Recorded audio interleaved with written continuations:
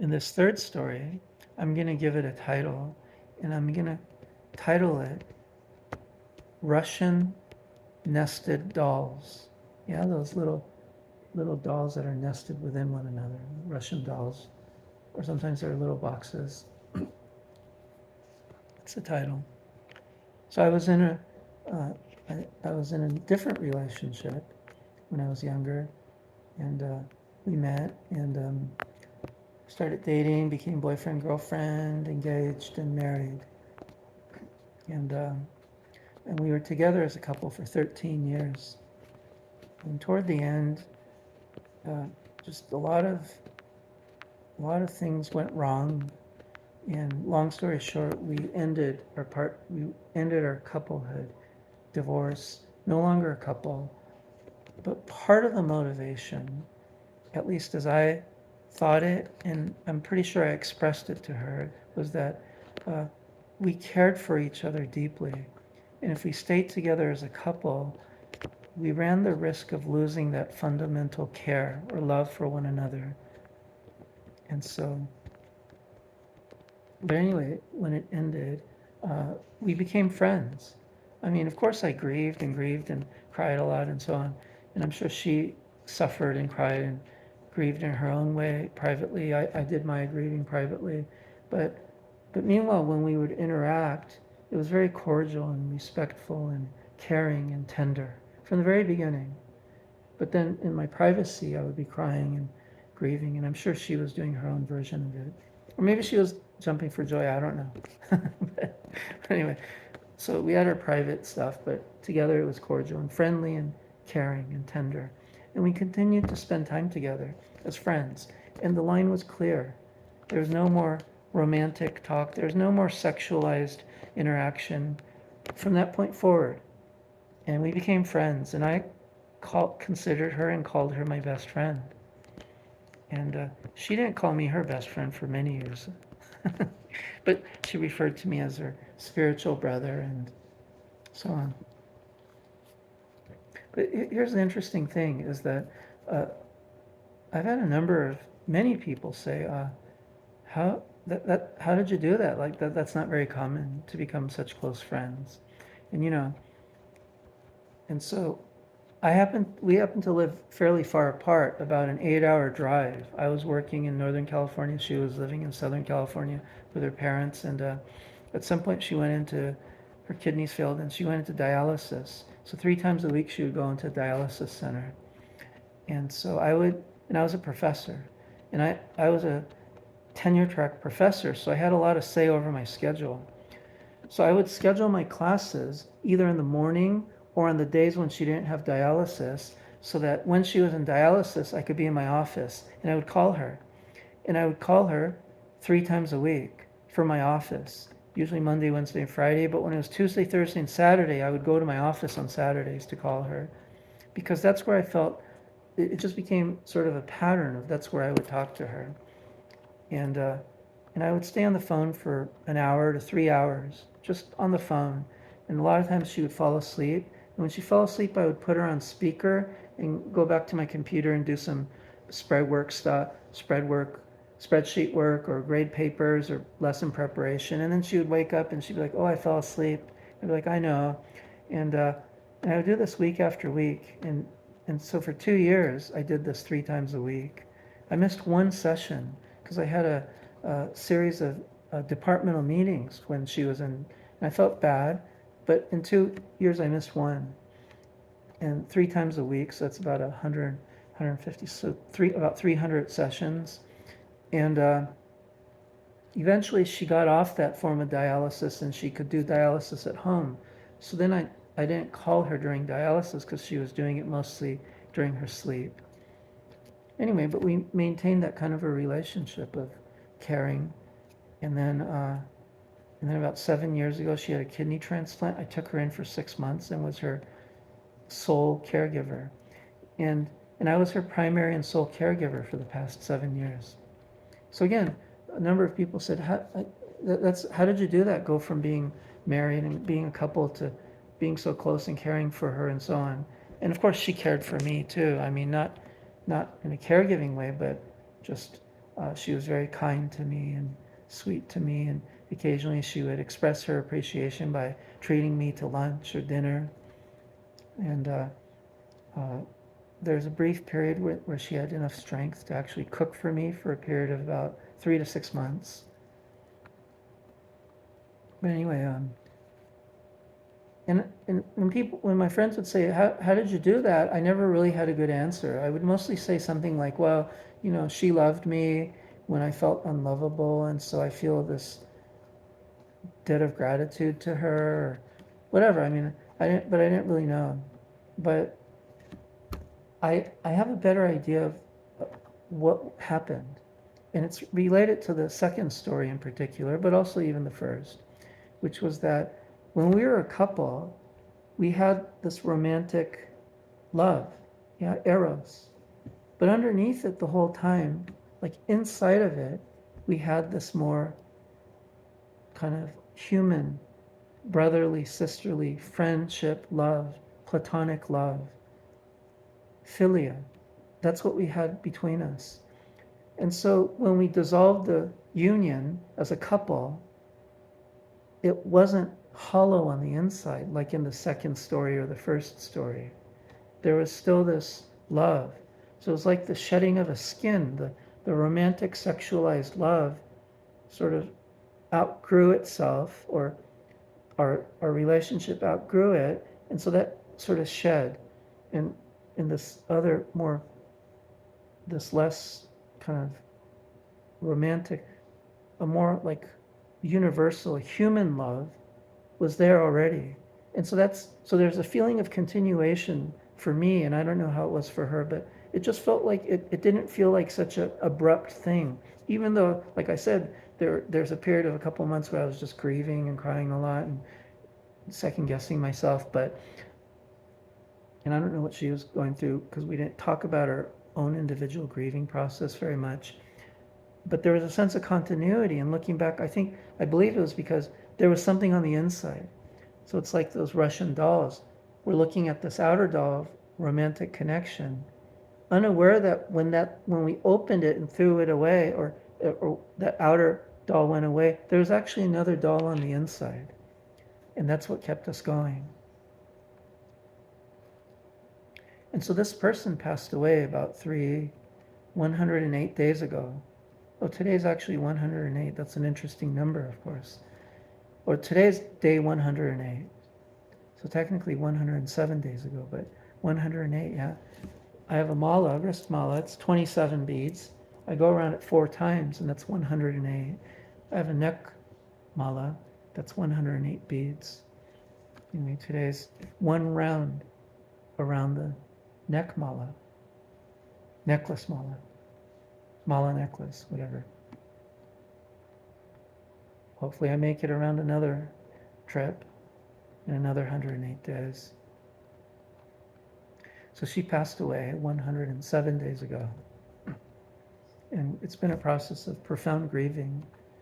And I've cried almost every day.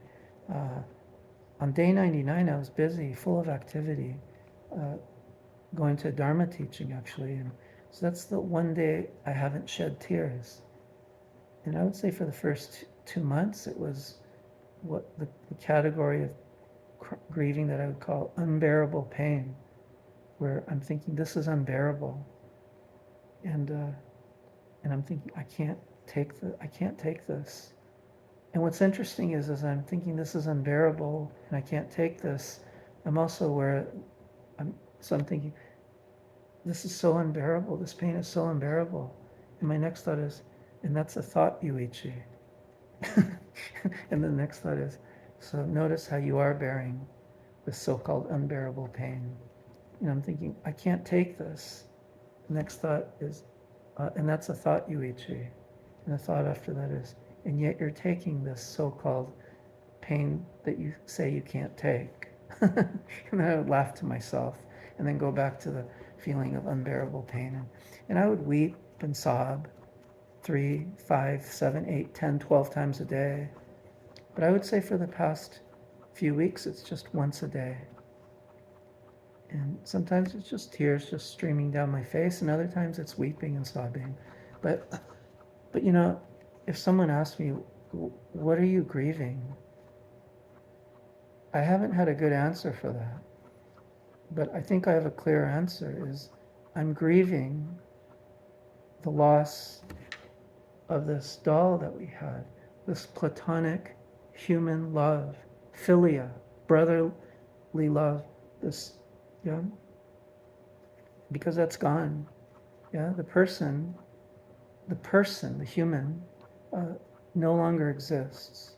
I mean, well, I could say they exist in my mind or in my memory, but so does a unicorn, so does Santa Claus, and those things don't exist. So as far as I'm concerned, the human, the person no longer exists. So I'm grieving the loss of that. But as I'm grieving the loss, what's been interesting is, again, it's not been like the first or second thing. This doll, the outer doll, romantic, was shed. And then what we found was this lovely kind of love that was, in her words, she said it was a pure love. And I agree. Yeah, because in romantic sexualized relationships, there's a lot of attachment. It's a messier love, right? But when that form is taken away, but you still fundamentally care for one another, it's kind of a cleaner, pure love. And I'm not saying it's better, but it's pure. There's a pure quality because there's less attachment. I mean, there's still a lot of attachment, at least for me, and but much less messy attachment, especially with the sex removed and romantic ideas removed.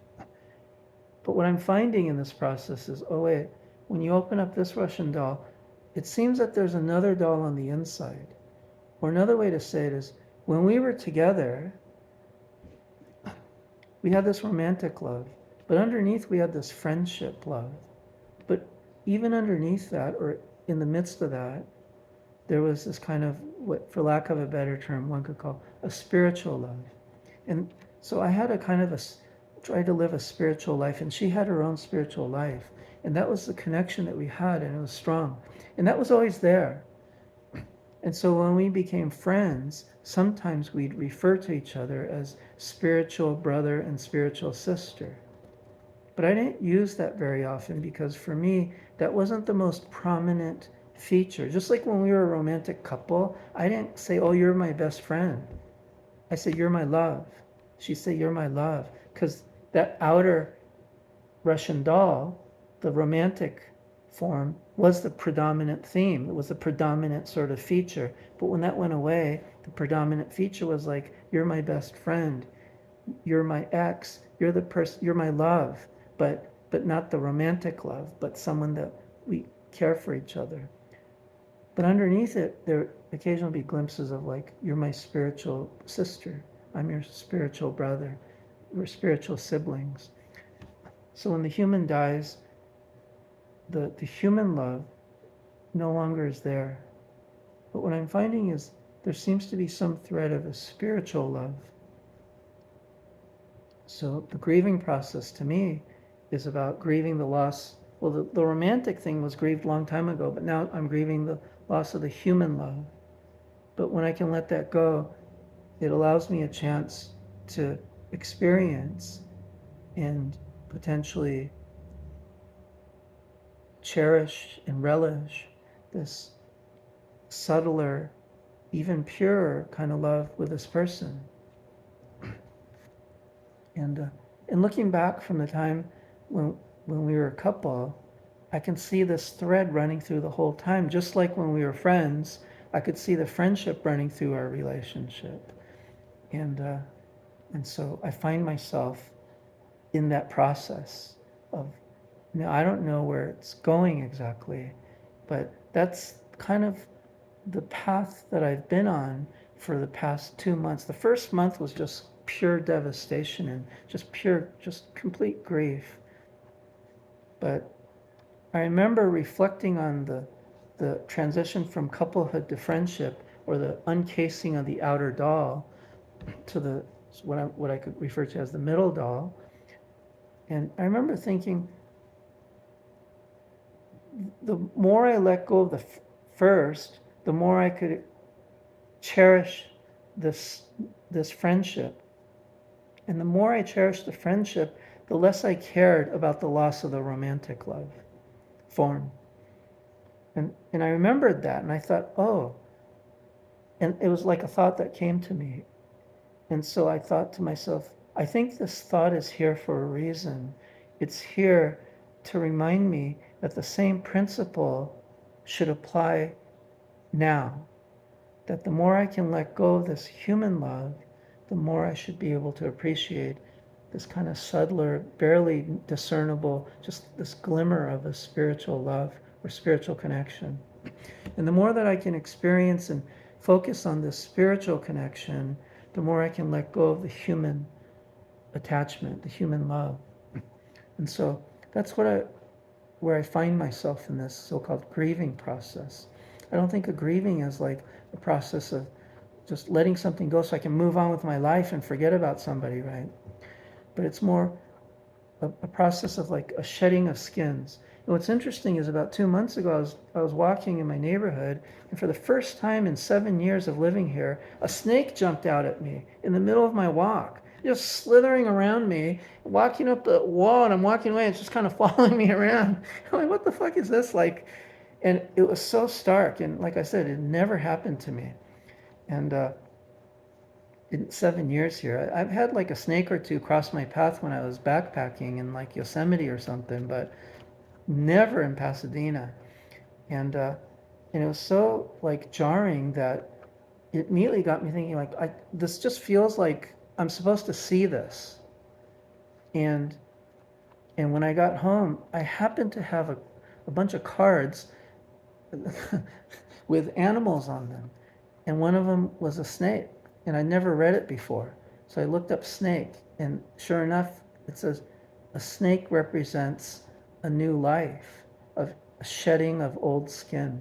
And I thought, yeah, of course that's what shows up in my life. It's there's a shedding of old skin. I mean, I have no choice. She's dead. Or I mean, the human her is dead. The human her is gone, has ceased to exist.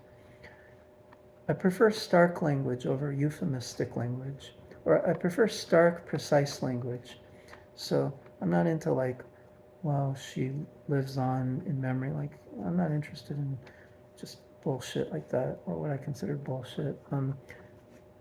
The, the person, the human that I knew, is gone, no longer exists. But the spirit that was inside seems to be persisting. And I'm getting to experience, most days, some sense of relationship.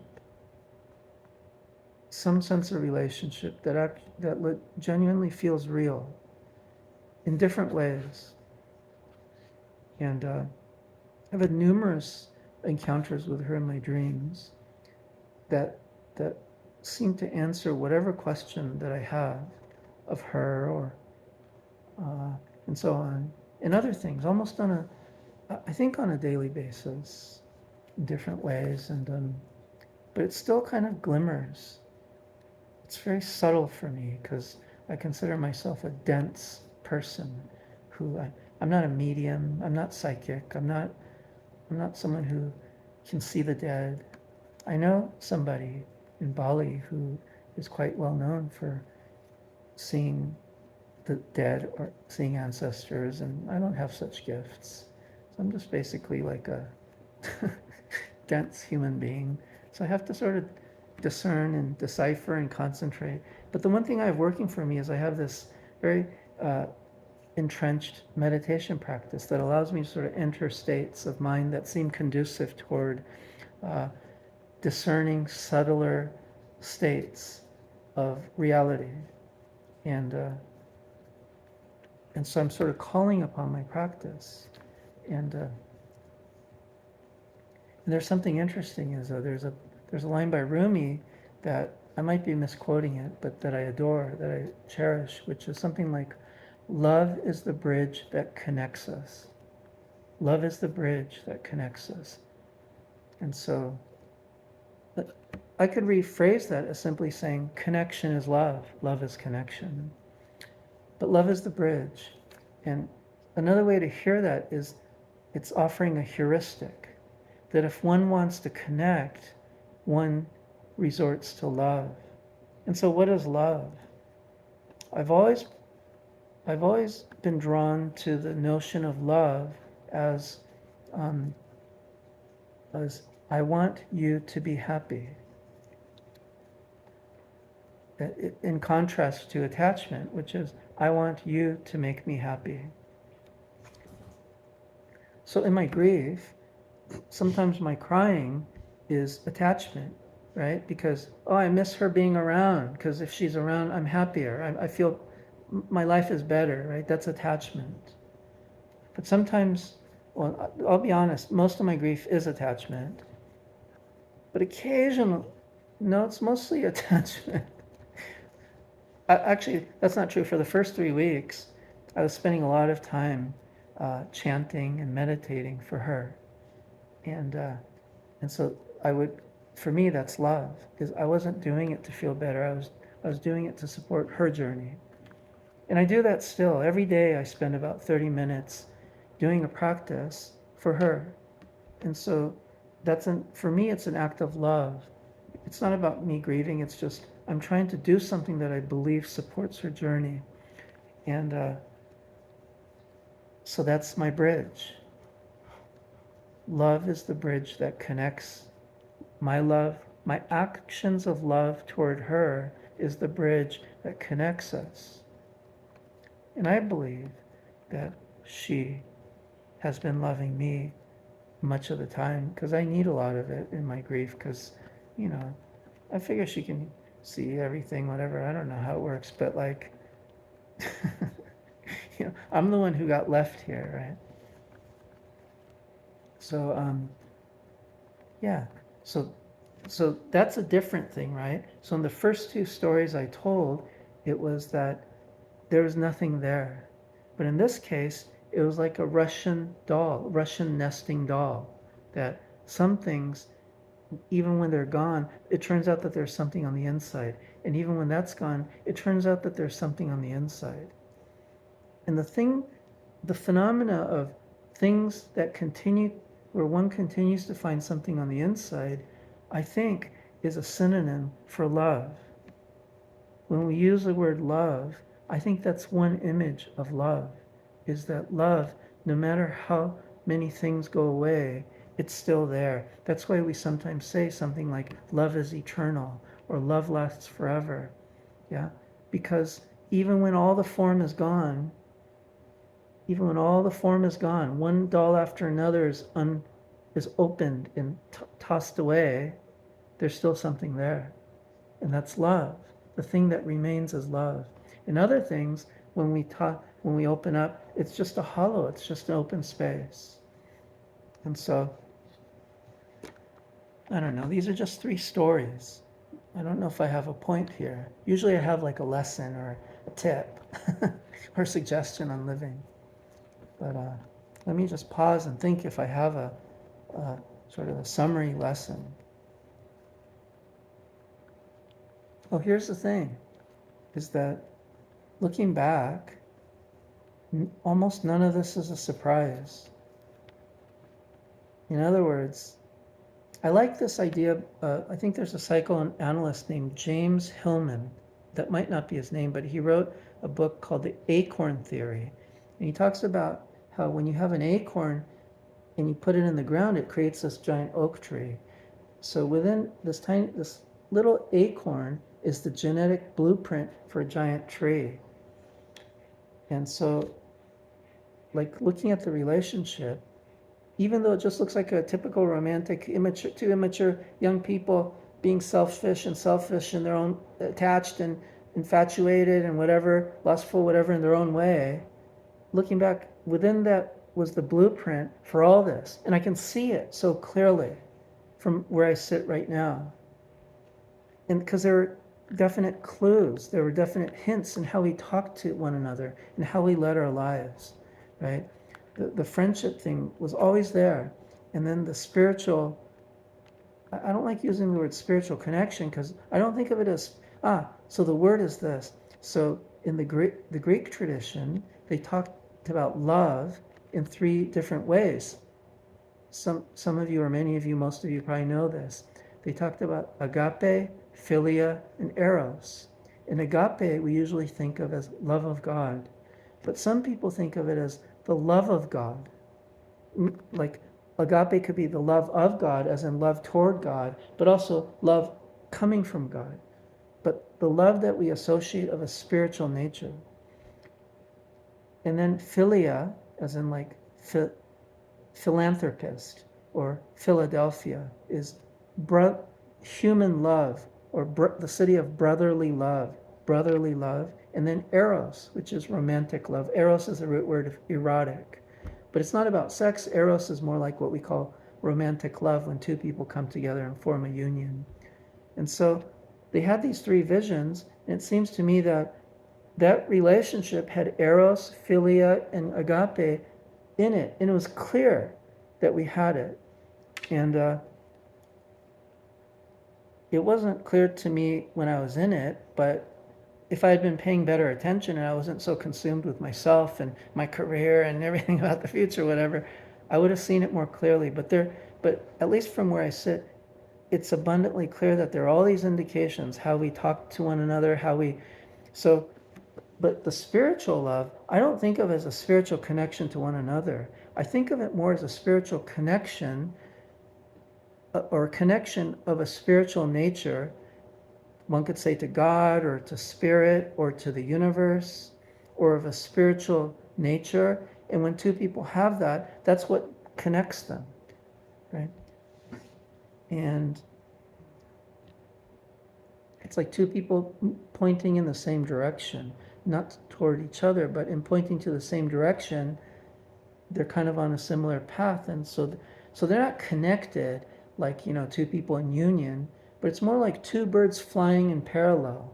And by the way, one of the things I see almost daily is pairs of birds flying. I've never noticed that before, but almost every day I see pairs of birds flying. And so anyway, so that's like of a spiritual, wow, I just made the connection. Like that's a beautiful image for a spiritual, union might be the wrong word, but a spiritual sort of togetherness, but it's not being together, a spiritual closeness. Anyway, this is such a long video.